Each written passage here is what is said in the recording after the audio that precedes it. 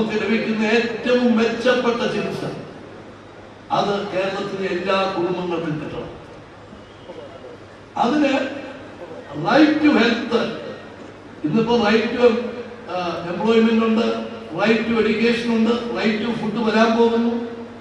ഇതൊക്കെ വളരെ ആവശ്യമാണ്. UPA ഗവൺമെന്റ് കൊണ്ടുവന്നിട്ടുള്ള ഏറ്റവും നല്ല പരിപാടികളാണ്. ഇനിയും ഇന്ത്യയിലെ ജനങ്ങൾ ആഗ്രഹിക്കുന്ന റൈറ്റ് ടു ഹെൽത്ത്.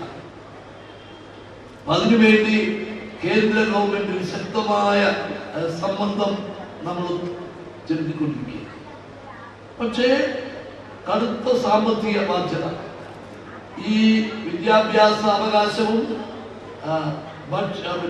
ഭക്ഷ്യ അവകാശവും തൊഴിലവകാശവും ഒക്കെ കൊണ്ടുവന്നതിനേക്കാൾ സാമ്പത്തിക ബാധ്യതയുള്ളതാണ് റൈറ്റ് ടു ഹെൽത്ത്. അതുകൊണ്ടായിരിക്കാം അവര് സാവകാശത്തിലാണ് അതിനെക്കുറിച്ച് ആലോചിക്കുന്നത്.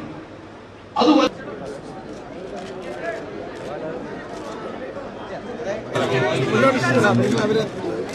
ബഹുമാനിയായ